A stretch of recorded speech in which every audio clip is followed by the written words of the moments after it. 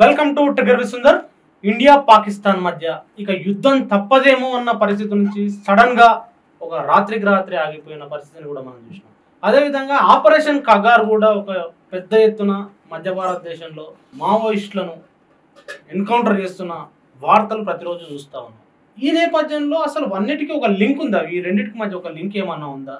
అదేవిధంగా ఉత్తర భారతదేశానికి సంబంధించి డీలిమిటేషన్ అనే అంశం ముందుకు వస్తుంది. దక్షిణ భారతదేశానికి నష్టం జరిగే అవకాశం ఉందని చెప్పేసి ప్రతి ఒక్క మేధావులు, అదేవిధంగా జర్నలిస్టులు, దక్షిణ భారతీయులు మాట్లాడుతున్న సందర్భంలో మన స్టూడియోలో ఉన్నారు విసికే పార్టీ అధ్యక్షులు డాక్టర్ జింకా శ్రీనివాస్ గారు. అయితే మాట్లాడు. నమస్తే అండి. నమస్తే అండి. శ్రీనివాస్ గారు, చెప్పండి. ఇప్పుడు అర్ధరాత్రికి రాత్రి భారత్ పాకిస్తాన్ మధ్యలో ఉద్రిక్తమైన పరిస్థితిని సడన్ గా ఒక ట్రంప్ ట్వీట్ తోటి అయిపోయింది. తర్వాత దాన్ని భారతదేశం కూడా ప్రకటించింది. దానికి అదేవిధంగా ఆపరేషన్ ఖగార్కు ఇంటర్లింక్ సంబంధించిన ఏమన్నా అంశం ఉందా? ఏం జరుగుతుంది దేశంలో? ముందు పాకిస్తాన్తో యుద్ధం జరగాలి అని కోరుకున్నది బీజేపీ. యుద్ధోన్మాదాన్ని ప్రచారం చేసింది ఆర్ఎస్ఎస్. పాకిస్తాన్ని ఓడించి పాక్ ఆక్రమిత కాశ్మీర్ని నరేంద్ర మోడీ స్వాధీనం చేసుకోబోతున్నాడు అని ఒక ప్రచారం చేశారు. 75 సంవత్సరాలుగా పెండింగ్లో ఉన్న ఒక ఇష్యూని నరేంద్ర మోడీ పరిష్కరించబోతున్నాడు అని ఒక ప్రచారం చేశారు. ప్రజలందరూ కూడా అది ఎక్స్పెక్ట్ చేశారు. 4 రోజులు ఒక బాంబు వేయటము, మన రాఫెల్ యుద్ధ విమానాలు ఉపయోగించటము కొంత జరిగింది హడావుడి. ఆల్ ఆఫ్ సడన్గా ట్రంప్ గారు ఒక స్టేట్మెంట్ చేశారు. ఆ ట్రంప్ స్టేట్మెంట్ని ఎండార్స్ చేస్తూ ఇటు ఇండియన్ గవర్నమెంట్, అటు పాకిస్తాన్ గవర్నమెంట్ ప్రెస్ మీట్ పెట్టి మేము కాల్పుల విరమణకి సిద్ధమని ప్రకటించారు. అంటే యుద్ధాన్ని ఆపింది ఎవరి కోసం? యుద్ధాన్ని చేసింది ఎవరి కోసం? బీజేపీ రాజకీయంగా లబ్ధి పొందడానికి యుద్ధాన్ని ప్రారంభించింది. అయితే అది యుద్ధం అని చెప్పకుండా ఆపరేషన్ అని అన్నది. ఆపరేషన్ సింధూర్ అని అనడంలోనే ఒక లిమిటెడ్ యాక్షన్ అనేది వాళ్ళు ముందే ప్రకటించారు. టెక్నికల్గానేమో ఆపరేషన్, కానీ వీళ్ళు రాజకీయంగా ఐడియాలజికల్గానేమో పాకిస్తాన్ మీద నరేంద్ర మోడీ యుద్ధం చేస్తున్నాడని ప్రచారం చేశారు. కానీ ఆ ఆపరేషన్ను కూడా అర్ధాంతరంగా ఆపేశారు. కారణం ఏంటంటే అమెరికా సామ్రాజ్యవాద ప్రయోజనాల కోసము ఈ నరేంద్ర మోడీ యుద్ధాన్ని ఆపేశాడు. అంటే ఏంటి అర్థం కాలేదు. అంటే అమెరికా ప్రపంచమంతా పెట్టుబడులు పెడుతుంది. అట్లాగే పాకిస్తాన్లో ఆల్మోస్ట్ ఒక $25 బిలియన్ పెట్టుబడులు పెట్టింది. అట్లాగే ఇండియాలో ఒక $65 బిలియన్ పెట్టుబడులు పెట్టింది. కాబట్టి యుద్ధం జరిగితే అమెరికన్ కంపెనీలకి నష్టం, అమెరికన్ స్టాక్ మార్కెట్కి నష్టం. అందుకని వాళ్ళ నష్టాన్ని ఆపడానికి యుద్ధం ఆపమని చెప్పాడు. ట్రంపే చాలా స్పష్టంగా ఇచ్చిన ఆ ట్వీట్లో, మీరు యుద్ధం ఆపకపోతే మా ట్రేడ్ ఆపేస్తాం, మా పెట్టుబడులు వెనక్కి తీసేసుకుంటాం అని అన్నారు. అనగానే వెంటనే వీళ్ళు భయపడి ఆగిపోయారు. అంటే అర్థమైంది, అక్కడ ఒక $25 బిలియన్ పెట్టుబడులు వెనక్కిపోతాయి, ఇక్కడ ఇండియాలో ఒక $65 బిలియన్ పెట్టుబడులు వెనక్కిపోతాయి. ఇదే కాకుండా అంటే సామ్రాజ్యవాద ప్రయోజనాలు కాపాడడానికి మన దేశ సెక్యూరిటీకి సంబంధించిన విషయాలతో నరేంద్ర మోడీ, అమిత్ షా రాజీ పడ్డారు అనేది ఇక్కడ స్పష్టమవుతుంది. అట్లాగే మన దేశంలో ఆదాని, అంబానీ ప్రపంచవ్యాప్తంగా పెట్టుబడులు పెట్టారు. అట్లాగే పాకిస్తాన్ లో పెట్టుబడులు పెట్టారు. పాకిస్తాన్లో ఆదాని, అంబానీలు, మఫత్లాల్, గోయంకా, టాటా, బిర్లా ఇలాంటి వాళ్ళందరూ పెట్టుబడులు పెట్టారు. ట్రేడ్ జరుగుతుంది, వ్యాపారం జరుగుతుంది. సో వాళ్ళ పెట్టుబడులు దెబ్బతినే ప్రమాదం ఉంది ఒకటి. రెండోది, ఆదాని కచ్ సరిహద్దుకి జస్ట్ ఒక 4-5 కిలోమీటర్ల దూరంలో సుమారు ఒక 20-23 వేల ఎకరాల విస్తీర్ణంలో ఒక పవర్ ప్లాంట్ ని పెట్టడం జరిగింది. ఆ పవర్ ప్లాంట్ నుంచి జనరేట్ అయ్యే విద్యుత్తుని పాకిస్తాన్కి అమ్ముతూ ఉన్నారు. అంటే మన సరిహద్దుల వెంబడి ఆదాని భారతదేశంలో విద్యుత్ ఉత్పత్తి చేసి పాకిస్తాన్కి అమ్ముతున్నాడు. నిజమే.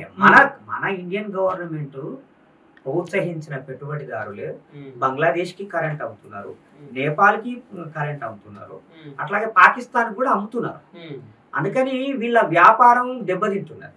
అందుకని ఈ వ్యాపారాన్ని కాపాడుకోవడానికి ఆదాని, అంబానీ ఇద్దరు నరేంద్ర మోడీకి ఫోన్ చేసి చెప్పిర్రా, కలిసి చెప్పిర్రా, ఈ యుద్ధం మూలంగా మేము నష్టపోతున్నామని వెంటనే ఆయన ఆపేశారు.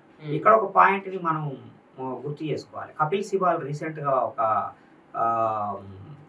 బార్ అసోసియేషన్ విషయంలో మాట్లాడుతూ నేను ఆదానికి ఫోన్ చేశాను, మీరు ఈ దేశానికి చక్రవర్తి అని చెప్పాను, ఆయనే కొంత ఫండ్ డొనేట్ చేసిండని చెప్పారు. అంటే ప్రతిపక్ష హోదాలో ఉన్న కపిల్ సిబాల్ కాంగ్రెస్ పార్టీ రాజ్యసభ సభ్యుడే ఆదాని కంపెనీని ఒక చక్రవర్తి స్థాయిలో చూస్తున్నాడు ఆయన. అంటే ఆయన కపిల్ సిబాల్కే చక్రవర్తి అయినప్పుడు నరేంద్ర మోడీ కూడా చక్రవర్తే కదా. అందుకని ఆదాని అంబానీల వ్యాపార ప్రయోజనాల కోసము, సామ్రాజ్యవాద ప్రయోజనాల కోసం యుద్ధాన్ని ఆపారు. ఎందుకంటే వీళ్ళు సామ్రాజ్యవాద స్థాయికి ఎదిగారు. ఆదాని అంబానీల కంపెనీలు ఇప్పుడు ప్రపంచవ్యాప్తంగా అన్ని దేశాల్లో పెట్టుబడులు పెట్టారు, ఇంక్లూడింగ్ అమెరికాలో కూడా పెట్టుబడులు పెట్టారు. ఆ పెట్టుబడులు పెట్టడానికి వాళ్ళు అడ్డదారులు దొరికారని చెప్పి అమెరికన్ కంపెనీలు ఇన్వెస్టిగేషన్ ఏజెన్సీసే కేసు కూడా పెట్టారు. విచారణ జరగాల్సి ఉంది. నరేంద్ర మోడీ గారు ట్రంప్ తోటి ఏం మాట్లాడారో తెలియదు కానీ జో బైడెన్ ఉంటే ఆదాని జైల్లో ఉండేవాడు, జైల్లో ఉండేవాడు. ట్రంప్ గెలిచాడు కాబట్టి ఆదాని జైలుకు పోకుండా ఆగాడు అంతర్జాతీయ వ్యాపార చట్టాల ప్రకారంగా. అయితే మీలాంటి వాళ్ళు, మేధావులు కానీ మీలాంటి పార్టీలు కానీ ఆ యుద్ధ వాతావరణం ఉన్నప్పుడు యుద్ధం మంచిది కాదు, యుద్ధం ఆపేయాలి, ఇరు దేశాలకు మంచిది కాదని మాట్లాడినప్పుడు ఏదో రూపంలో యుద్ధం ఆగిపోయిన తర్వాత దాన్ని ఈ రకంగా విమర్శించడం ఎట్లా చూడాలి జనం? ఇప్పుడు యుద్ధం చేయాలా వద్దా అనే విషయం మీద నరేంద్ర మోడీ ఒక అఖిలపక్ష సమావేశాన్ని నిర్వహించాడు. పార్లమెంట్ లో ఉన్న అన్ని చిన్న పెద్ద పార్టీలందరూ సమావేశమయ్యి కేంద్ర ప్రభుత్వం ఏ నిర్ణయం తీసుకున్నా మేము సంపూర్ణంగా సహకరిస్తాం, మద్దతు ఇస్తామని ప్రకటించారు. దాని అర్థం ఏంటి? మా పార్టీ కూడా యుద్ధానికి సపోర్ట్ చేసింది. అంతేకాదు సైన్యానికి మద్దతుగా ర్యాలీ నిర్వహిస్తే చెన్నైలో మా తలైవర్ తిరుమావళవన్ గారు ఆ ర్యాలీలో కూడా పాల్గొన్నారు. అట్లాగే రేవంత్ రెడ్డి గారు ఇక్కడ ర్యాలీ చేశారు, స్టాలిన్ గారు అక్కడ ర్యాలీ చేశారు. బీజేపీ పాలిత రాష్ట్రాల్లో ఎక్కడా మద్దతుగా ర్యాలీలు జరగలేదు. కాంగ్రెస్ పార్టీ పాలిత రాష్ట్రాల్లో లేదా సంకీర్ణ కాంగ్రెస్ అనుబంధ మిత్రపక్షాలు పరిపాలిస్తున్న రాష్ట్రాల్లో సంఘీభావంగా మద్దతుగా ర్యాలీలు జరిగినాయి. అంటే నీకు ప్రతిపక్షం కూడా మద్దతు ఇచ్చినప్పుడు యుద్ధాన్ని ఎందుకు కంటిన్యూ చేయలేదు? యుద్ధం చేస్తానని చెప్పి ఎందుకు పిలిచి అఖిలపక్ష సమావేశం పెట్టావు? దాన్ని ఎందుకు కంటిన్యూ చేయలేదు? పైగా అఖిలపక్షం ఒపీనియన్ తీసుకోకుండానే యుద్ధ విరమణ ఎందుకు చేశావు? ఆపరేషన్ సింధూర్ని ఎందుకు ఆపేశావు? స్టార్ట్ చేసేటప్పుడు మిత్రపక్షాలని విశ్వాసంలోకి తీసుకున్నావు, బాగుంది. ఆపుతున్నప్పుడు కూడా మిత్రపక్షాలని విశ్వాసంలోకి తీసుకోవాలిగా. ఇది ఆగలేదు, జస్ట్ పాస్ మాత్రమే అనేది వాళ్ళ స్టేట్మెంట్. పాస్ అని అంటే మరి పాస్ అని చెప్పినటువంటి ప్రభుత్వం రఘునందన్ రావు ఏమో ఇక్కడ యుద్ధం అనే వాళ్ళని బార్డర్కి పంపించాలని ఎందుకు అన్నాడు? అది పాసే అయితే కనుక. లేక మిలిటరీ అధికారులు చాలా మంది మీడియా ముందుకు వచ్చి ఇది ఏమైనా బాలీవుడ్ సినిమా అనుకుంటున్నారా యుద్ధం అని అంటే, యుద్ధం చేసే వాళ్ళకి తెలుస్తుంది, యుద్ధం గురించి మాట్లాడడం మంచిది కాదనే పద్ధతిలో మాట్లాడారు. అంటే అది దాని ఆ రెండు స్టేట్మెంట్లను బట్టి మనకు అర్థమయ్యేది ఇది పాస్ కాదు, కంప్లీట్ గా దే హ్యావ్ అబాండెన్డ్ ద వార్. వాళ్ళు యుద్ధాన్ని వదిలేసేవాళ్ళు, యుద్ధం చేయడానికి సిద్ధంగా లేరు వీళ్ళు. అంటే నేను యుద్ధం చేయాలని చెప్పట్లేదు, దేశ రక్షణ కోసం, పౌరుల రక్షణ కోసము మనము అవసరమైతే యుద్ధం చేయాలి, తప్పేం లేదు అందులో. కానీ దాంట్లో నిజాయితీ ఉండాలి, అది లేదు, లోపించింది. ఇక్కడే మీరు ఇంకో మొదటి ప్రశ్న కంటిన్యూషన్. ఆపరేషన్ కగార్కి సంబంధం లింక్ ఏందనంటే, ఆపరేషన్ కగార్ పేరు మీద జరుగుతున్న వాయిలెన్స్ అంతా ఆదాని అంబానీల కోసం జరుగుతున్నది. ఆపరేషన్ కగార్ ఆదాని అంబానీల కోసమే జరుగుతున్నది, సామ్రాజ్యవాదుల ప్రయోజనాల కోసం జరుగుతున్నది. మావోయిస్టు వాళ్ళు మార్చి 31, 2026 వరకు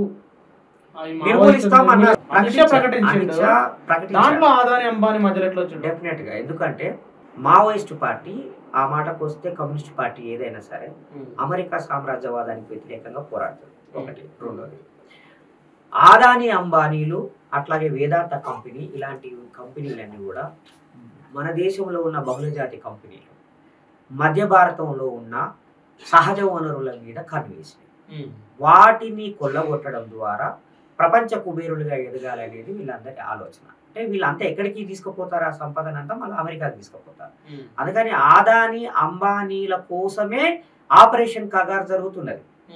మనము పోరాడుతున్న వాళ్ళందరూ ఆదివాసుల సహజ సంపదని కాపాడాలి, వాళ్ళ అస్తిత్వాన్ని కాపాడాలని వీళ్ళు ఒక మాట అంటున్నారు. కానీ అసలు జరుగుతున్న యుద్ధం అంతా ఆదాని అంబానీ కోసం జరుగుతున్నది మధ్య భారతంలో. బీజేపీది ఆర్ఎస్ఎస్ ఐడియాలజికల్ ఏం లేదు అక్కడ. ఐడియాలజికల్ గానే ఆదాని అంబానీకి సపోర్ట్ కదా.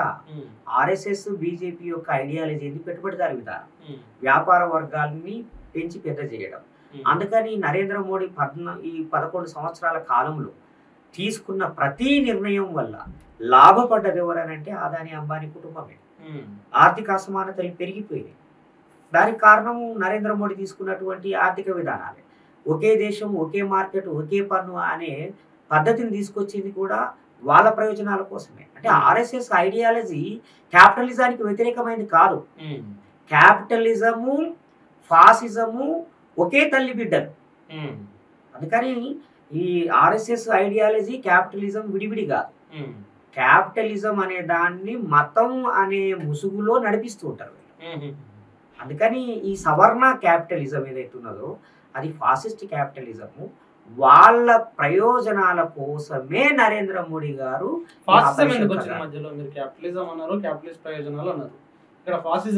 ఫాసిజం అని అంటేనే మన దేశంలో ఆర్ఎస్ఎస్ ఒక సింబల్.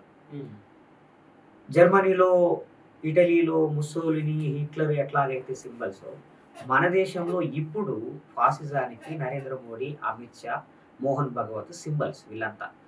వీళ్ళ ఐడియాలజీ ఈ దేశంని హిందూ రాష్ట్రంగా మార్చటం, మతం ప్రాతిపదికన ఈ దేశాన్ని నిర్మాణం చేయటం, అది భారత రాజ్యాంగానికి వ్యతిరేకమైనది.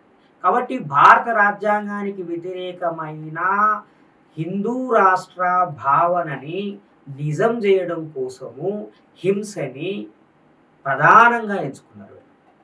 అందుకని హింస ఎక్కడ ఆర్గనైజ్డ్గా జరుగుతుందో అది ఫాసిజం అవుతుంది. అనార్గనైజ్డ్ కాదు, అనుకోకుండా ఒక సంఘటన జరిగితే అది వేరు. కానీ organised crime is a fascism.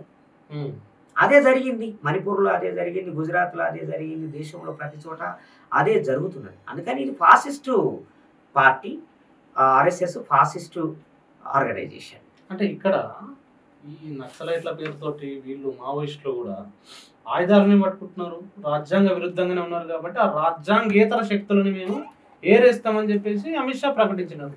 ఇప్పుడు రాజ్యాంగం పట్ల విశ్వాసం లేని కమ్యూనిస్టులనైనా, మావోయిస్టులనైనా రాజ్యాంగంలో విశ్వాసం ఉండి రాజ్యాంగబద్ధంగా అధికారంలోకి వచ్చిన వాళ్ళు రాజ్యాంగబద్ధంగానే శిక్షించాలి. పోలీసులైనా సరే హత్య చేయడం అనేది రాజ్యాంగ విరుద్ధం. నిజంగానే నంబాల కేశవరావు గారు దొరికారు. దొరికితే ఆయన్ని అరెస్ట్ చేసి కోర్టు ముందు ప్రొడ్యూస్ చేసి విచారణ జరిగిన తర్వాత కోర్టు శిక్ష విధిస్తుంది. ఇది ప్రాసెస్. దానికి భిన్నంగా దొరికిన మనిషిని దొరికినట్టే కాల్చి చంపడం, హింసించి చంపడం, మన నంబూరి కేశవరావు గారి హత్యాకాండ, ఆయనతో పాటు ఇంకొక 26 మందిని, అందులో 2 మహిళలు కూడా ఉన్నట్టుగా, వాళ్ళు తెలంగాణ, ఆంధ్రకు సంబంధించిన మహిళలు ఉన్నట్టుగా కూడా మనకు తెలుస్తున్నారు. వాళ్ళ డెడ్ బాడీస్ని పరిశీలించి చూస్తే తీవ్రంగా హింసించి చంపినట్టుగా ఉన్నది. ఒరిజినల్ ఎన్కౌంటర్ కాదు, అది ఫేక్ ఎన్కౌంటర్. గతంలో సుప్రీంకోర్టు ఇచ్చినటువంటి జడ్జిమెంట్స్ కూడా ఉన్నాయి. తెలంగాణ ఉమ్మడి ఆంధ్రప్రదేశ్ హైకోర్టులు ఇచ్చిన జడ్జిమెంట్లు కూడా ఉన్నాయి. ఎన్కౌంటర్లన్నీ బూటకపు హత్యలే. కాబట్టి ఆ రోజుల్లో కేసులు పెట్టారు. ఇప్పుడు ఎందుకు కేసులు పెట్టట్లేదు అంటే ఎన్కౌంటర్ అనే పేరు మీద ఒక మనిషిని తీసుకొచ్చి చంపేయటం, దానికి ఒక పేరు పెట్టడం. నిజంగానే ఫైరింగ్ జరిగి చనిపోతే అది ఎన్కౌంటర్. కానీ అట్లా కాకుండా కేశవరావునైనా మిగతా 26 మందినైనా అంతే. అంతకుముందు కడవెండి గ్రామస్తురాలైన మిడుకోని కూడా అలాగే దొరకబట్టుకొని చంపేశారు. సో అందుకని ఇప్పటి వరకు వరుసగా జరుగుతున్నటువంటి హత్యలన్నీ కూడా అవి నిజంగా ఎన్కౌంటర్లు కావు, హత్యలు అనేది మనకి వాళ్ళ డెడ్ బాడీస్ చూస్తేనే తెలుస్తున్నారు. అందుకని నేనేమంటున్నా అంటే మేము చంపేసినామని మీరు ఒక వీడియో కూడా చూసి ఉంటారు. చంపేసి దగ్గర గన్నులతోటి డాన్సులు చేస్తున్నారు. ఇది పైశాచికం, ఇది క్రూరత్వం, ఇది అగైన్స్ ద హ్యుమానిటీ. ఒక సైన్యము, ఇప్పుడు పాకిస్తాన్లో ఉగ్రవాదులు ఉన్నారు, వాళ్ళతోటి యుద్ధం చేసి వాళ్ళ మీద దాడులు చేసి వాళ్ళని చంపి కొద్దిగా సంతోషపడితే, సంబరపడితే దేశం అంతా హర్షించేది. కానీ పేద ప్రజల కోసం పోరాటం చేసి వాళ్ళని చంపి ఏదో పక్క దేశం వాళ్ళని, చొరబడదారులను చంపినట్టుగా ఈలలు వేస్తూ, కేకలు వేస్తూ, గన్నులతోటి ఫైరింగ్ చేస్తూ గాలిలోకి, అది ఏది అంటే వాయిలెన్స్ని జనరలైజ్ చేయడం, వాయిలెన్స్ని సెలబ్రేట్ చేసుకోవటం, ఇది ఫాసిజం యొక్క లక్షణం. ఇంతకుముందు లేదు. పాకిస్తాన్తో యుద్ధం జరిగింది కార్గిల్లో, అప్పుడు కూడా మన వాళ్ళు ఎవరు ఇట్లా సంబరాలు చేసుకోలేదు. అప్పుడు వాజ్పేయి గారు ఉన్నారు, ఆయన కాస్త మర్యాద తెలిసిన వ్యక్తి, సంస్కారం తెలిసిన నాయకుడు కాబట్టి అలాంటి పిచ్చి పనులు చేయనీయలేదు. Narendra Modi himself is a war monger, ఆయనకే వాయిలెన్స్ అంటే ఇష్టం కాబట్టి ఇట్లాంటి వాయిలెన్స్ని సెలబ్రేట్ చేసుకునే ఒక కల్చర్ని ఈరోజు ఇండియాలో తీసుకొచ్చారు. అది అభ్యంతరకరమైంది, అంతర్జాతీయ న్యాయ సూత్రాలకు విరుద్ధమైనది, ఐక్యరాజ్య సమితి చెప్పిన మానవ హక్కులను ఉల్లంఘించటమే ఇది. మన ఐపీసీ యాక్ట్ ప్రకారంగా కానీ సిఆర్పిసి యాక్ట్ ప్రకారంగా కానీ ఒక నేరస్తుడు దొరికితే లేదా చట్టవిరుద్ధంగా కార్యకలాపాలు చేసే వ్యక్తి దొరికితే అతన్ని కోర్టు ద్వారా శిక్షించాలి తప్ప చంపివేసే అధికారం పోలీసులకు లేదు, మిలిటరీకి లేదు. అక్కడ పారామిలిటరీ ఫోర్సెస్ని మిలిటరీ ఫోర్సెస్ని పెట్టి సొంత పౌరుల మీదనే హత్యాకాండ చేస్తున్నటువంటి ప్రభుత్వము ఇది నరేంద్ర మోడీ ప్రభుత్వము. ఈ హత్యాకాండని వీసీకే తీవ్రంగా ఖండిస్తున్నది. వెంటనే ఈ హత్యాకాండని ఆపాలి, శాంతి చర్చలు జరపాలని కూడా మేము కోరుతా ఉన్నాం. అంటే ఇక్కడ మీరు అన్న క్యాపిటల్ ఏదైతే ఉందో అది బహుళజాతి సంస్థల క్యాపిటల్ అని, భారతదేశంలో ఉన్న అంబానీ ఆదాని కూడా బహుళజాతికి సంబంధించిన క్యాపిటల్, దానికి సంబంధించిన చర్చలు జరుగుతున్న సందర్భంలో ఇక్కడ ఈ నార్త్ సంబంధించిన ఈ గుజరాత్ పెట్టుబడులు భారతదేశం కూడా విస్తరిస్తున్నాయి ప్రపంచంతో పాటు అనే చర్చ కూడా ఒక విపరీతంగా తెలంగాణలో ఈ మధ్యలో బాగా మాట్లాడుతున్నారు. ఏంటి ఆ పరిస్థితి? మా వీసీకే పార్టీ కూడా దక్షిణాది విషయంలో చాలా సీరియస్ గా వర్క్ చేస్తున్నారు. ఆదాని అంబానీ కంపెనీలు ఈ మొత్తం సౌత్ ఇండియాని ఆక్యుపై చేశాయి. ఆక్యుపై చేయడం అంటే మార్కెట్ని ఆక్రమించేశాయి. ఇంతకు ముందు ఈ దక్షిణాది ప్రాంతంలో ఉన్నటువంటి స్థానిక వ్యాపారులు ఇక్కడ వ్యాపారం చేసేవాళ్ళు, పెట్టుబడులు పెట్టేవాళ్ళు. కానీ ఇప్పుడేమైంది, నరేంద్ర మోడీ వచ్చిన తర్వాత ఒకే దేశం ఒకే మార్కెట్ ఒకే పన్ను అనే విధానాన్ని తీసుకొచ్చిన తర్వాత గుజరాత్ కేంద్రంగా ఉన్న కంపెనీలన్నీ సౌత్ ఇండియాలో వ్యాపారం చేయడమే కాదు, ఇక్కడ ఉన్నటువంటి సహజ వనరుల మీద కంట్రోల్ తీసుకుంటున్నాయి.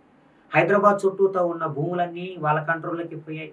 చెన్నై చుట్టూతో ఉన్న భూములు, బెంగళూరు చుట్టూతో ఉన్న భూములు, అట్లాగే కేరళలో ఉన్న విలువైన భూములు అన్నిటినీ కూడా ఈ గుజరాత్, రాజస్థాను, ఉత్తరాది వ్యాపార వర్గము తన కంట్రోల్లోకి తీసుకుంటున్నది. ఇక్కడ ప్రజల్లోంచి రెసిస్టెన్స్ రాకుండా ఎవరైనా రెసిస్టెన్స్ చూపిస్తే వాళ్ళని హింసాత్మకంగా చంపేస్తున్నారు. అందుకని సౌత్ ఇండియాలో మొదలైనటువంటి ఈ చైతన్యాన్ని అణిచివేయడానికి ఆపరేషన్ కగారు చేస్తున్నారు. అట్లాగే ఆదాని అంబానీ ఆపరేషన్ కగారు అనేది సౌత్ ఇండియాకి లిమిటెడ్ కాదు, కానీ సౌత్ ఇండియా నుంచి పోయిన ఇంటలెక్చువల్స్ లీడర్సే అక్కడ లీడ్ చేస్తున్నారు. ఇప్పుడు సౌత్ ఇండియా మొన్న కేశవరావు గారిని చంపారు, ఎక్కడ గోదావరి రోడ్డునే కదా, కాళేశ్వరం దాటితే ఆ ఏరియా అంతా గడ్చిరోలి జిల్లానే. అందుకని అదేం పెద్ద దూరం కాదు. అది కరెక్ట్గా చెప్తే పార్ట్ ఆఫ్ ది తెలంగాణ. ఒరిజినల్గా మనం కనుక ఒక గీత గీస్తే ఛత్తీస్గఢ్ అంతా సౌత్ ఇండియా కిందకే వస్తుంది. మహారాష్ట్ర విద్యా పర్వతాల కీవలో ఉన్నటువంటి ప్రాంతం అంతా కూడా సౌత్ ఇండియా కిందకే వస్తుంది. అంటే నీకు భోపాల్ నుండి మొదలుకుంటే నర్మదా నది తీరం నుంచి ఇటు కింది వైపు అంతా కూడా వింధ్యా పర్వతాల కీవల వైపు ఉన్నదంతా దక్షిణాదే. అది మనం చెప్పడమే కాదు, ఈ సనాతన ధర్మం ప్రకారం కూడా ఇదంతా వింధ్యా ఈవలో ఉన్న ప్రాంతం అంతా దక్షిణాది. సో ఈ దక్షిణాది ప్రాంతంలో ఉన్న వనరుల్ని కాపాడుకోవడానికి ప్రజలు పోరాడుతుంటే ఆపరేషన్ కగార్ పేరు మీద వాళ్ళు చంపేస్తున్నారు. అట్లాగే ఈ ప్రాంతంలో ఉన్న చైతన్యాన్ని అణిచివేయడానికి కూడా రకరకాల రూపాల్లో ప్రయత్నం చేస్తున్నారు. ఏ రూపాల్లో ప్రయత్నం చేస్తున్నారు, ఏం చేస్తున్నారు? ఏ రూపంలో పనిచేస్తున్నారంటే మతం రూపంలో వాళ్ళు పనిచేస్తున్నారు. ఆర్ఎస్ఎస్, బీజేపీ మునుపెన్నడు లేని విధంగా తెలంగాణలో విస్తరించింది. కారణం ఏంటిది? వాళ్ళకి నిజంగా నిర్మాణ బలం ఉండి విస్తరించిందా, వాళ్ళ ఐడియాలజీకి? నా ప్రశ్న కూడా అది. ఆర్ఎస్ఎస్ కు తెలంగాణ కింద మొత్తం నిర్మాణం ఉండి విస్తరించిందా, ఐడియాలజికల్ గా వాళ్ళకి ఇంకేమన్నా యాక్సెప్టెన్స్ ఉండి విస్తరించిందా? లేదు. వాళ్ళు ఏం చేసిర్రనంటే ముందు హిందీ, హిందూ, హిందుస్థాన్ అన్న 3 సూత్రాలతోటి పనిచేశారు చాలా సంవత్సరాలు బీజేపీ. వాటిని ఎలా ఇంప్లిమెంట్ చేయాలో తెలియలేదు వాళ్ళకి. నరేంద్ర మోడీ వచ్చి ఏం చేశాడు? ఒకే దేశము, ఒకే మార్కెట్, ఒకే పన్ను అని అన్నాడు. దాంతో 2014 నుంచి పెద్ద ఎత్తున నార్త్ వ్యాపార వర్గం, ముఖ్యంగా మార్వాడి వ్యాపార వర్గము తెలంగాణలోకి, సౌత్ ఇండియాలోకి వచ్చేసింది. నార్త్ ఈస్ట్ స్టేట్స్లో కూడా వెళ్ళిపోయింది. అంటే ప్రతి 2100 జనాభా ఉన్న ప్రతి గ్రామంలోకి ఈ వ్యాపార వర్గం వచ్చింది. వాళ్ళతో పాటు వాళ్ళ కల్చర్ని తీసుకొచ్చారు. హిందూ కల్చర్ అంటే ఏంటిది? ఎల్లమ్మ, పోచమ్మ, మైసమ్మ వీళ్ళని పూజించటం కాదు. హిందూ కల్చర్ అంటే రాముని పూజించటము, కృష్ణుని పూజించటము, దాండియా ఆడటము, ఉత్తరాది సంస్కృతి ఏదైతే సంప్రదాయాలు ఏవైతున్నాయో వాటిని ఇక్కడ అనుసరించటం. బతుకమ్మ కూడా దాండియా అయిపోయింది. బతుకమ్మను కూడా ఖతం చేశారు. 11 సంవత్సరాల కాలంలో బతుకమ్మను ఖతం చేసి బతుకమ్మ స్థానంలో దుర్గామాతను తీసుకొచ్చి పెట్టారు. 10 రోజుల పాటు నవరాత్రి ఉత్సవాలు నిర్వహిస్తున్నారు. నవరాత్రి ఉత్సవాల పేరు మీద మన దగ్గర 9 రోజులు 10 రోజులు బతుకమ్మ ఆడేవాళ్ళు. ఇప్పుడు బతుకమ్మ ఆడేవాళ్ళు మొదటి రోజు ఒక రోజు, ఆఖరి రోజు ఒక రోజు తప్ప మధ్యలో 7 రోజులు ఆడట్లేదు. కానీ దుర్గామాత దగ్గర పూజలు చేయడానికి మన మహిళలు, పురుషులు అందరూ పోయి కూర్చుంటున్నారు. అంటే ఏంటిది? నేను అక్కడికి వెళ్ళొద్దని చెప్పట్లేదు. నా పాయింట్ ఏంటంటే గత 100 సంవత్సరాల నుంచి 200 సంవత్సరాల నుంచి లేని దుర్గామాత నవరాత్రి ఉత్సవాలు గ్రామంలోకి ఎలా వచ్చినాయి? గ్రామాల్లో 100,000 సంవత్సరాల నుంచి ఆడుకున్న బతుకమ్మని ఆడడానికి ఇష్టపడకుండా కేవలం పూజ చేసుకోవడానికి మన మహిళలు ఎదుగుపోతున్నారు అనంటే ఇదే గుజరాతీకరణ. అంతే, గుజరాతీకరణ, మార్వాడీకరణ, ఉత్తరాధీకరణ. అంటే మన సంస్కృతిని మనం వదిలేసి బయటి వాళ్ళ సంస్కృతిని ఓన్ చేయడం. నా ప్రశ్న ఏంటంటే ఇదే బతుకమ్మని గుజరాత్లో ఆడుతున్నారా? ఇదే బతుకమ్మని బెంగాల్లో ఆడుతున్నారా? ఇదే బతుకమ్మని కలకత్తాలో కానీ లేకపోతే అయోధ్యలో కానీ ఆడుతున్నారా? మన కల్చర్ని మనం వదిలేసుకుంటున్నాం. రాముడు ఇష్టమే, మనకి మొక్కుతాం, దండం పెట్టుకుంటాం, వ్యక్తిగతం అది. కానీ ఒక పద్ధతి ప్రకారంగా ఒకే దేశం, ఒకే సంస్కృతి నిర్మించాలనే కుట్ర ఇందులో ఉన్నది. ఏముండవు, ఒకే దేశం ఒకే సంస్కృతి నిర్మించడం వల్ల నష్టం ఏంటంటే స్థానిక సంస్కృతులన్నీ మాయమైపోతాయి. తెలంగాణ, ఆంధ్ర ఎందుకు పోరాటం చేసింది? ఆంధ్ర సంస్కృతి అనేది ఉట్ల సంస్కృతి, తొట్ల సంస్కృతి. తెలంగాణది బతుకమ్మ సంస్కృతి. మా సంస్కృతి వేరు, మీ సంస్కృతి వేరు, మా పాట వేరు, మీ పాట వేరు, మా ఆట వేరు, మీ ఆట వేరు అని మనం సాంస్కృతికంగా వాళ్ళకి మనకున్న స్పష్టమైన తేడాను చెప్పి ఒప్పించాం. అంటే తెలంగాణ సంస్కృతిని పరిరక్షించుకోవడం కోసము కవిత గారు ఒకవైపు, విమలక్క గారు ఒకవైపు బహుజన బతుకమ్మని, తెలంగాణ బతుకమ్మని ప్రజల మధ్యన తెలంగాణ కల్చర్ కాపాడడం కోసం సుమారు ఒక 18 సంవత్సరాలు ఇక్కడ వర్క్ జరిగింది. తెలంగాణ రాష్ట్రం ఏర్పడ్డ తర్వాత వర్కే లేదు కదా. క్రమంగా దక్షిణాది తెలంగాణ, ముఖ్యంగా తెలంగాణ సంస్కృతి అనేది కనుమరుగైపోయి ఆ గుజరాత్ మార్వాడి సంస్కృతిని మన సొంత సంస్కృతిగా ఓన్ చేసుకుంటాం. సంస్కృతినేమో ఇద్దరు ఇద్దరికి ఒక ఒప్పందం ప్రకారం విభజించుకొని ఉత్తరాది మీరు అన్న గుజరాతీ సంస్కృతి మొత్తం ఇప్పుడు తెలంగాణ ఆక్రమించేసింది. అట్లాగే ఆంధ్రప్రదేశ్ ను కూడా ఆక్రమించేసింది. అంతేకాదు వాళ్ళు వ్యాపారాలు ఆక్రమించేశారు. అదే ఒంగోలులో ఏకంగా మార్వాడీలు, ఆ స్థానిక వ్యాపారులు ఒకరి మీద ఒకరు దాడులు చేసుకున్నారు. రాయలసీమలో గోబ్యాక్ మార్వాడీలు అని చెప్పి ర్యాలీలు చేశారు.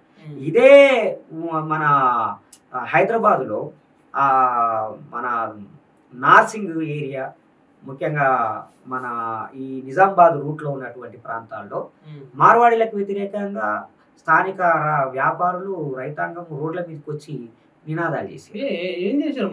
వాళ్ళ వ్యాపారం మీద వాళ్ళు వేసుకోవట్లేరా? వాళ్ళ వ్యాపారం రాజ్యాంగం ప్రకారమే ఎవరైనా భారతదేశంలో ఎక్కడైనా పోవచ్చు, బతకొచ్చు, వ్యాపారం. అదే రాజ్యాంగము బహుళ సంస్కృతుల్ని రక్షించమని కూడా చెప్పింది. ఫెడరల్ స్ఫూర్తి అంటేనే అది. స్థానిక సంస్కృతిని, స్థానిక మార్కెట్లని కాపాడుకోవాలి. ఒకరే వచ్చి మొత్తం అందరినీ తినేయటం కాదు. అదే జరుగుతుంది ఇక్కడ. ఇక్కడ నేను ఒక ఉదాహరణ చెప్తా. సుమారు స్వర్ణకారులు, ఒక 20 మంది స్వర్ణకారులు ఆత్మహత్య చేసుకొని చనిపోయారు. ఎందుకంటే మొత్తం టోటల్ బంగారు వ్యాపారం అంతా మార్వాడీల చేతిలోకి వెళ్ళిపోయింది. ఒకప్పుడు బంగారం తీసుకొచ్చి వాళ్ళు ఏదో వృత్తి చేసుకొని బతికేవాళ్ళు. ఇప్పుడు ఏమైంది? బంగారం షాపులు వాళ్ళే పెట్టేశారు. బంగారం తయారు చేసే మనుషుల్ని కూడా వాళ్ళు నార్త్ ఇండియా నుంచి తీసుకొచ్చుకుంటున్నారు, మిషనరీ వాడుతున్నారు. మరి బంగారం పనులే వృత్తిగా బతికే అటువంటి తెలంగాణ స్వర్ణకారుల పరిస్థితి ఏంటి? ఆడపిల్లల పెళ్లిళ్ళు చెయ్యలేమేమో అనే భయంతో భర్తను కోల్పోయినటువంటి అప్పులపాలై భర్తను కోల్పోయిన ఒక స్వర్ణకారి వృత్తికి సంబంధించిన మహిళ ఇదే హైదరాబాద్లో పిల్లలకి తేజాబు దాగించి, పెళ్లిడికి వచ్చిన ఆడపిల్లలకి తేజాబు దాగించి తాను తేజాబు దాగి చనిపోయింది. అందుకని స్వర్ణకారులు, తెలంగాణలో ఉన్న స్వర్ణకారులు నల్గొండలో కావచ్చు, మిగతా చోట్ల కావచ్చు, ఈ మార్వాడి బంగారు షాపుల మీద దాడులు చేశారు.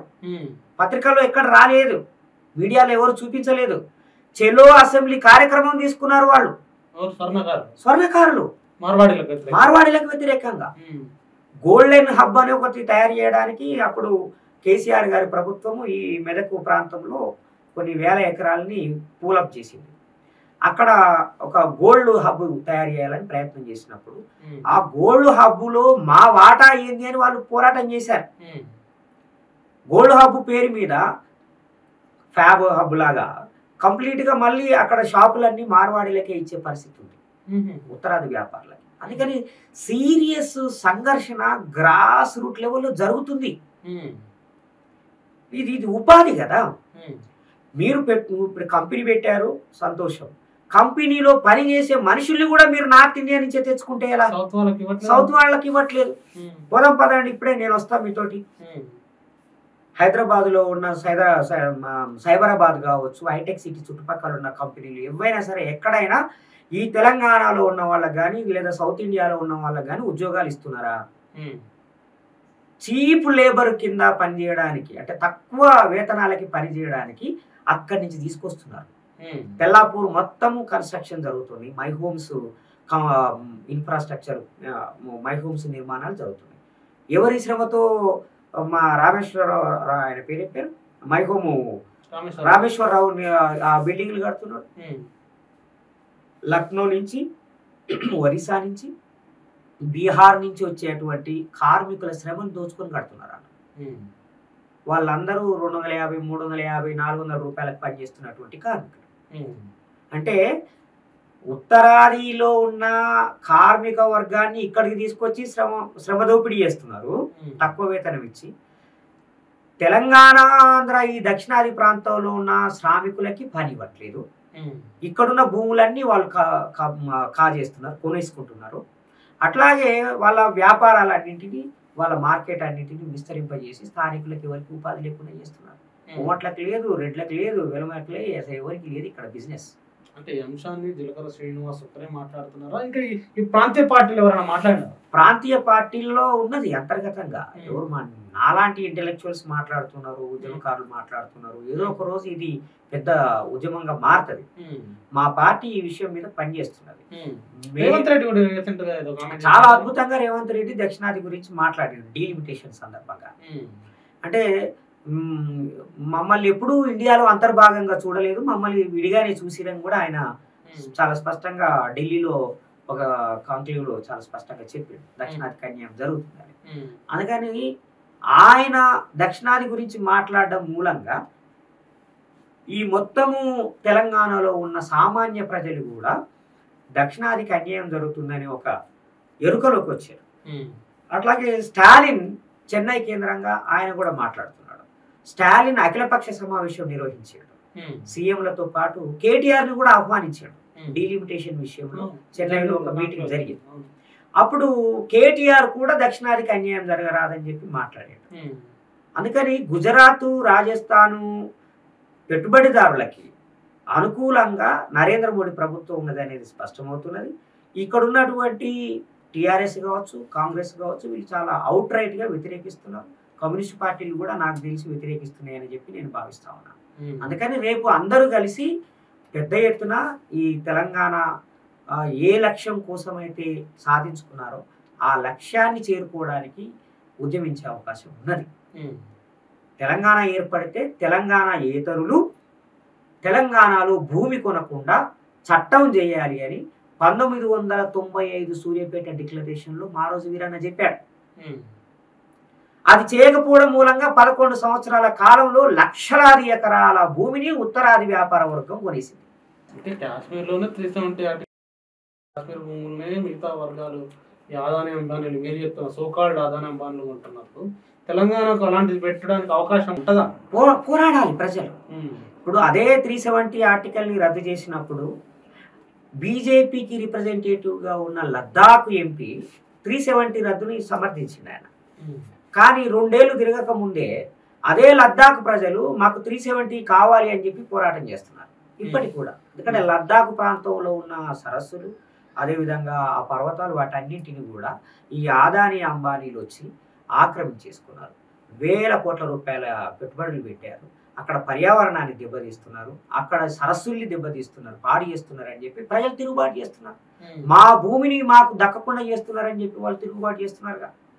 నిజంగానే 370 ఆర్టికల్ రద్దు అయితే లద్దాఖ్ లాభం చేకూర్చేదైతే లద్దాఖ్ ప్రజలు ఎందుకు తిరుగుబాటు చేస్తున్నారు అంటే విలువైన భూముల్ని కంపెనీలకు అప్పచెప్పడానికి 370 ఆర్టికల్ రద్దు చేశారు.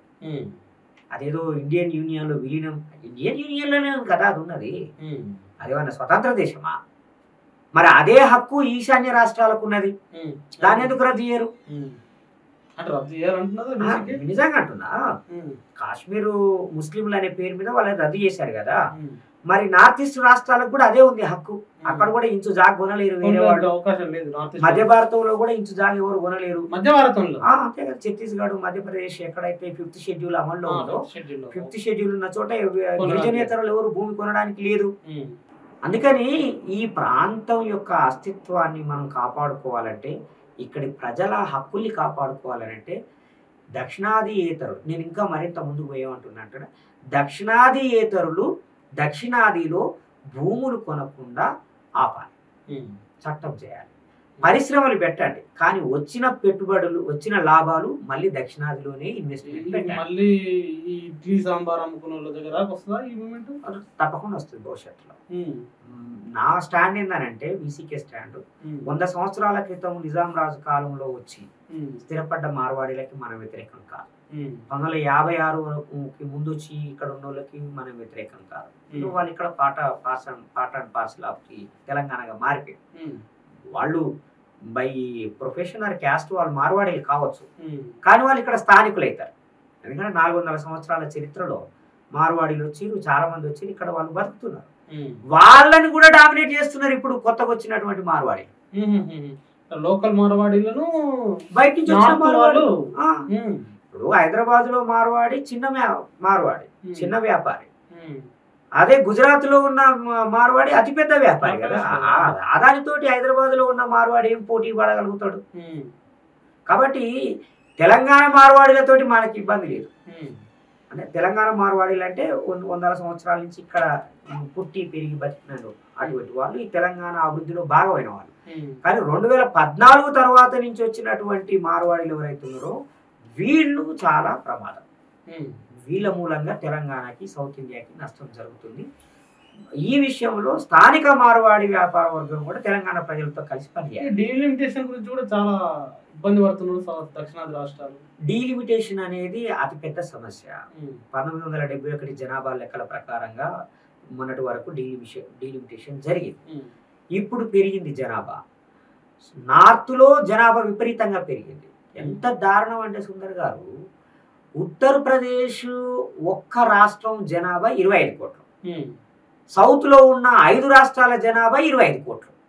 అంటే మొత్తం టోటల్ సౌత్ ఒక్క యూపీకి సమానంగా.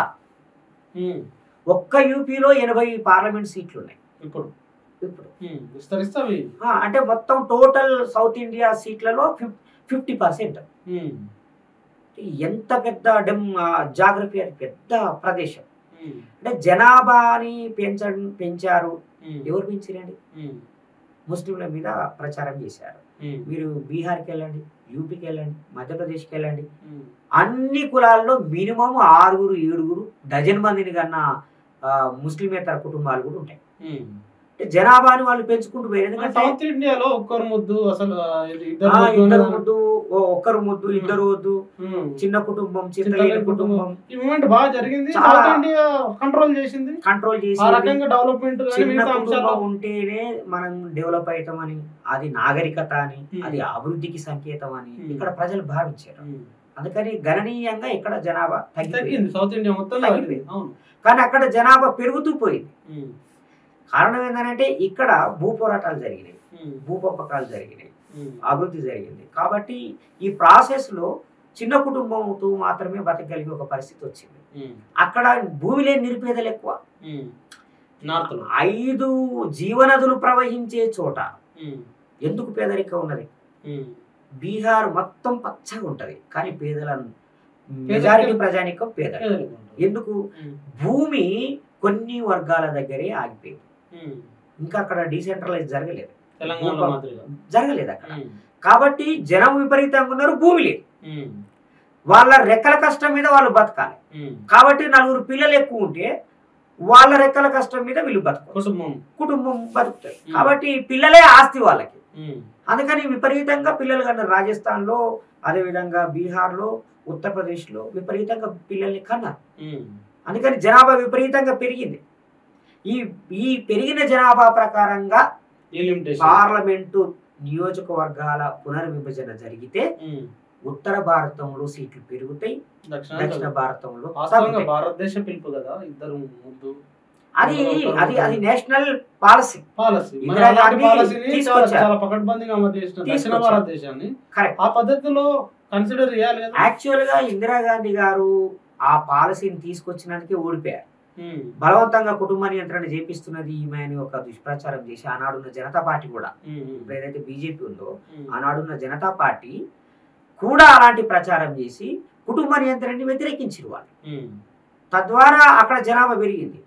కానీ ఇక్కడ ఇందిరాగాంధీ చెప్పిందని మాత్రమే కాదు, ఇక్కడ జరిగినటువంటి సామాజిక రాజకీయ ఉద్యమాలు, విప్లవ ఉద్యమాలు, కమ్యూనిస్ట్ ఉద్యమాల మూలంగా ప్రజల్లో చైతన్యం పెరిగి అధిక జనాభా మంచిది కాదు అనే ఒక అవగాహనతో ఇక్కడ కుటుంబ నియంత్రణ పాటించారు. సుప్రీంకోర్టు, మన మద్రాస్ హైకోర్టు ఏమన్నదంటే కుటుంబ నియంత్రణ పాటించడం నేరమా అని అడిగింది. అంటే దక్షిణాదిలో సీట్లు తగ్గిపోతున్నాయి, ఉత్తరాదిలో పెరుగుతున్నాయి, కారణం జనాభా. అంటే దక్షిణాది వాళ్ళు కుటుంబ నియంత్రణని పాటించడం నేరమా అని మద్రాస్ హైకోర్టు అడిగింది. దానికి సమాధానం నరేంద్ర మోడీ ప్రభుత్వం చెప్పాలి మరి. అందుకని నేనేమంటున్నానంటే ఇప్పుడే నెగ్లిజిబుల్, ఇప్పుడే సౌత్ కు సంబంధం లేకుండా నార్త్ తోటి గవర్నమెంట్ ఫామ్ చేయొచ్చు. అయినా సౌత్ కూడా అవసరం కాబట్టి దాన్ని కన్సిడర్ కొద్దిగా చేస్తున్నారు. కానీ సౌత్ అసలు ఇంకా నెగ్లిజిబుల్ అయిపోతే నెగ్లిజిబుల్ అవుతుంది. Already politically we are negligible. దేశ రాజకీయ చర్చల్లో ఎక్కడ సౌత్ ఇండియా ఒక రిఫరెన్స్ గా ఉండదు. ఒక తెలంగాణ, ఒక ఆంధ్ర, ఒక కర్ణాటక రెఫరెన్స్ పాయింట్ గా ఉండవు. ఎంతసేపటికి యూపీ, గుజరాత్, లేదంటే కలకత్తా, హర్యానా ఇవే రెఫరెన్స్ పాయింట్ గా ఉంటాయి. టీవీ పెడితే అయ్యే వార్తలు, పార్లమెంటు చర్చల్లో అక్కడి విషయాలే చర్చిస్తున్నారు, క్రైమ్ విషయాలు కూడా అక్కడివే చర్చిస్తున్నారు. అంటే మరి సౌత్ ఇండియా విషయాలు ఏంటి? ఇక్కడ మనుషులు లేరా? ఇవి ప్రాంతాలు కావా? ఇక్కడ సమస్యలు లేవా? ఎందుకు పార్లమెంట్లో మాట్లాడరు? ఎందుకనంటే సౌత్ ఇండియాలో ఉన్న టోటల్ సీట్లు అన్ని కలిపిన మన మహారాష్ట్ర, ఛత్తీస్గఢ్ కలుపుకుంటే చెబుతున్నా 180 సీట్లు, 545 పార్లమెంట్ సీట్లలో మనము 1/4 కూడా కాదు. అలాంటప్పుడు మన విషయాలు ఎందుకు మాట్లాడతారు? ఎందుకు బడ్జెట్ అలొకేషన్ చేయరు? నిర్మలా సీతారామన్ గారు దక్షిణాది నుంచే ఆమె ఫైనాన్స్ మినిస్టర్ గా ఉండి కూడా తెలంగాణకు 1 రూపాయి ఎందుకు కేటాయించారు? దక్షిణాదికి ఎందుకు కేటాయించారు అని అంటే మన ఓట్లు కానీ మన సీట్లు కానీ వాళ్ళకి ప్రామాణికం కాదు. మన ఓట్లు మన సీట్లు లేకుండానే వాళ్ళు గవర్నమెంట్ ఫామ్ చేయగలుగుతారు. కాబట్టి నిధులని పంపిణీ చేసే దగ్గర, కేంద్ర ప్రభుత్వానికి వచ్చిన ఆదాయాన్ని పంపిణీ చేసే దగ్గర ఉత్తర భారతానికి ఇస్తున్నంత ప్రాధాన్యత దక్షిణ భారతానికి ఇవ్వట్లేదని లెక్కలే చెప్తున్నాయి సాక్ష్యం. రఘునందన్ రావు ఏమంటున్నాడు, బండి సంజయ్ ఏమంటున్నాడు, దక్షిణాది అని మాట్లాడుతా ఉన్నారు. ఇది దేశాన్ని విచ్ఛిన్నం చేయడానికి అంటున్నారు. భారతదేశం ఒకటే, ఉత్తర దక్షిణ సపరేట్ లేవు అని చెప్పేసి మాట్లాడుతున్నారు.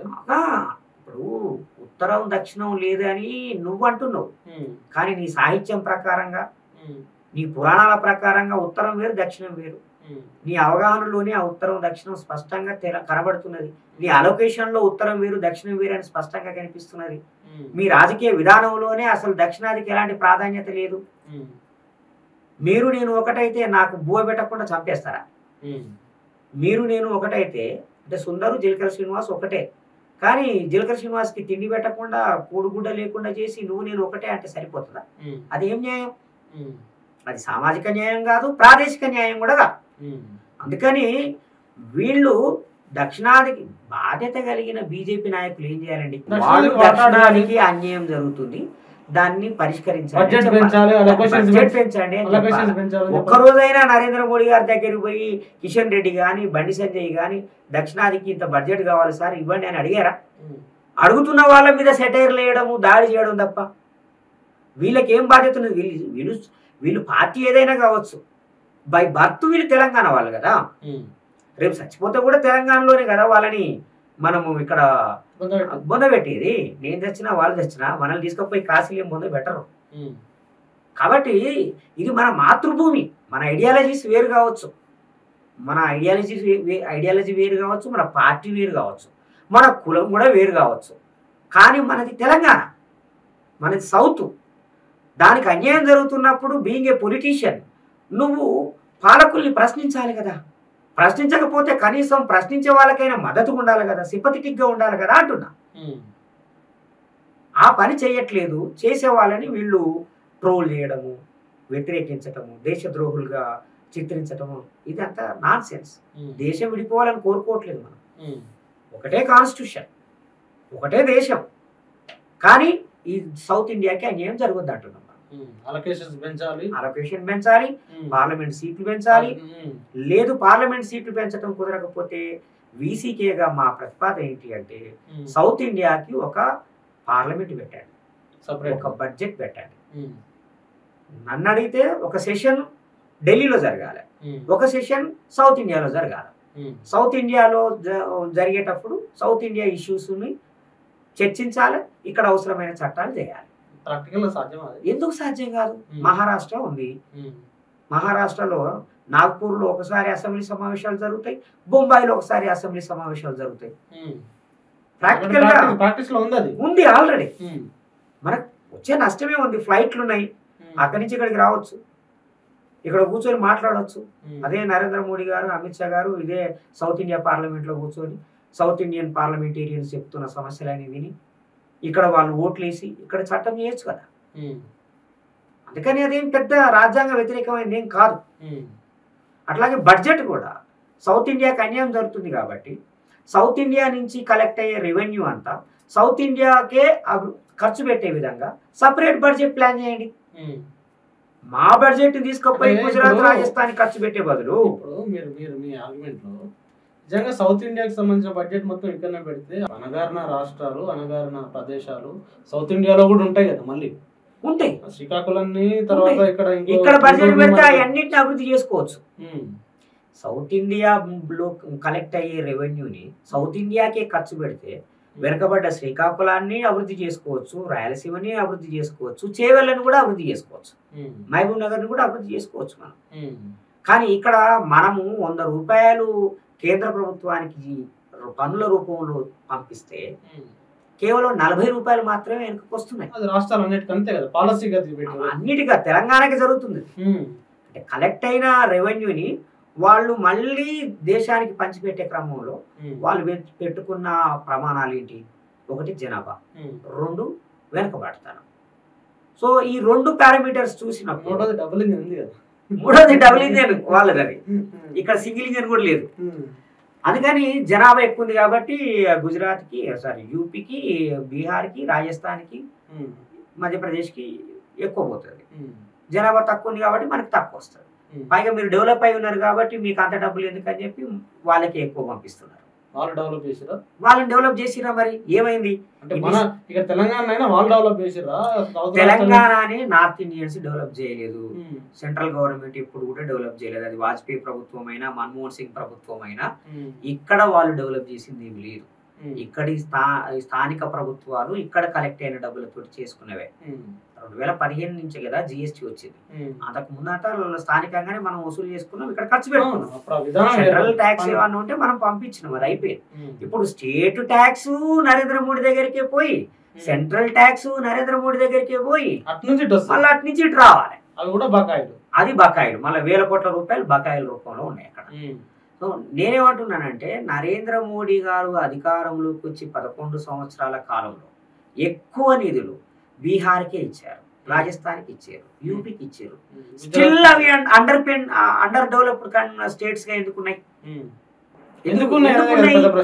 ఎందుకున్నాయనంటే అక్కడ కేటాయించిన డబ్బులన్నీ అక్కడున్న భూస్వామ్య వర్గాలకి, అక్కడున్న వ్యాపార వర్గాలకి చేరుతున్నాయి తప్ప అక్కడున్న పేద ప్రజలకి చేరట్లేదు. ఎందుకంటే మిలియన్ డాలర్ ప్రశ్న ఏంటంటే, మోడీ రాకముందుకు 50 లక్షల కోట్ల అప్పు ఉంటే మోడీ వచ్చిన 11 సంవత్సరాల కాలంలో 170 లక్షల కోట్లు, అంటే దాదాపు 120 కోట్లు ఎక్కడ అప్పు తెచ్చారు కదా. అవన్నీ అభివృద్ధి పేరు రూపంలో రిఫ్లెక్ట్ కావాలి కదా.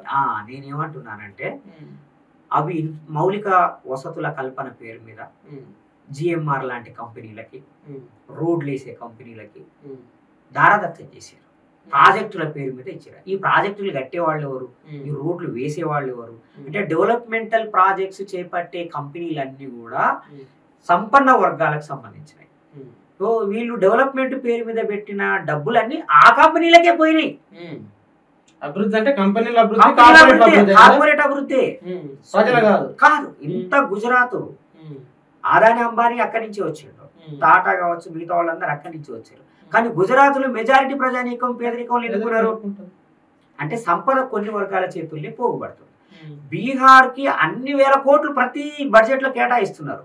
అవి ఎక్కడికి పోతున్నాయి అంటే గ్రామ సీమలని కంట్రోల్ చేస్తున్న భూస్వామ్య రాజకీయ వర్గాల దగ్గరికి పోయి ఆగుతున్నాయి, కాంట్రాక్టర్ల దగ్గరికి పోయి ఆగుతున్నాయి. అంతే తప్ప పేద ప్రజలకు అందట్లేదు. జనాల చేతిలో డబ్బులు పోతే వాళ్ళు ఇక్కడికి వచ్చి ఎందుకు పని చేస్తారు 300 రూపాయలకి? అంటే అక్కడ 150 రూపాయల పని దొరుకుతుంది ఇంకా. అందుకని జీవనదులు ఉన్న చోట, కేంద్ర ప్రభుత్వం దండిగా నిధులు ఇస్తున్న చోట ఎందుకు ఇంకా అది అండర్ డెవలప్డ్ గానే ఉన్నది, నిరక్షరాస్యత ఎందుకు ఎక్కువ ఉన్నది అని అంటే అక్కడ పేద బహుజన వర్గాలు అభివృద్ధి చెందడం వాళ్ళకి ఇష్టం లేదు. చాలా పెద్ద డిబేటబుల్ పాయింట్. అందుకని నేనేమంటున్నానంటే ఎన్ని సంవత్సరాలున్నా వాళ్ళ అభివృద్ధి వాళ్ళే చూసుకోవాలి. నార్త్ ఇండియన్ డెవలప్మెంట్ నార్త్ ప్రజలే చూసుకోవాలి, సౌత్ ఇండియన్స్ రెస్పాన్సిబుల్ కాదు. నార్త్ పేదరికానికి దక్షిణాది వాళ్ళని శిక్షించడం ఏంటండి? నార్త్ ఇండియన్ ప్రజల పేదరికానికి, వెనుకబాటుతనానికి 75 సంవత్సరాలుగా పరిపాలిస్తున్న పాలకులు కారణం. సౌత్ ఇండియాని ఎందుకు శిక్షించటం? ఇక్కడ డిఎంకే లేకపోతే డిఎంకే అయినా ఏఐడిఎంకే అయినా తమిళనాడు అంత డెవలప్ అయ్యేది కాదు. కేరళ ఇప్పుడు దేశంలోనే నెంబర్ 1 అభివృద్ధి స్థానంలో ఉన్నది. అక్షరాస్యత పరంగా, హెల్త్ పరంగా, హ్యూమన్ డెవలప్మెంట్ ఇండెక్స్ లో మన దేశంలో టాప్ లో ఉన్న రాష్ట్రం ఏదైనా ఉందంటే కేరళ. అది ఎలా సాధ్యమైంది? ప్రజల్లో చదువు తీసుకురావటము, సంస్కరణలు తీసుకురావటం, భూ సంస్కరణలు తీసుకురావటం, ప్రోగ్రెసివ్ ఐడియాలజీని ప్రచారం చేయటం, దాని మూలంగా అది డెవలప్ అయింది. ఇక్కడేం లేదు కదా. అందుకని ప్రభుత్వము తన నిధులన్నింటినీ అభివృద్ధి పేరు మీద కార్పొరేట్ కంపెనీలకి అప్పజెప్పే పని చేస్తున్నది కాబట్టి నిజంగా అక్కడ అభివృద్ధి చెందట్లేదు. నా పాయింట్ ఏంటంటే సౌత్ ఇండియాని మీ అండర్ డెవలప్మెంట్కి కారణంగా చూపించకూడదు, శిక్షించకూడదు. Thank you very much Tilakar Srinivas గారు. ప్రజలారా విన్నారు కదా, ఈ భారత్ పాకిస్తాన్ మధ్య జరిగిన యుద్ధ వాతావరణం నుంచి ఆపరేషన్ కగార్ మొదలుకొని అన్నిటికీ కార్పొరేట్ ప్రయోజనాలకు ముడిపడి ఉన్నాయని, సౌత్ ఇండియాకు సంబంధించిన పేదరికం కానీ, సౌత్ ఇండియాకు సంబంధించిన డెవలప్మెంట్ అంశాల్లో, నార్త్ ఇండియా నిధుల కేటాయింపుల్లో ఇలాంటి ఇబ్బందికరమైన పరిస్థితులు అయితే ప్రాక్టికల్గా ఉన్నాయని అనేక అంశాలను తిలకర్ శ్రీనివాస్ గారు చెప్పారు. మరి ఆయన చెప్పిన అంశాలపైన మీ కామెంట్ తప్పకుండా. Thank you very much. చూస్తూనే ఉండండి.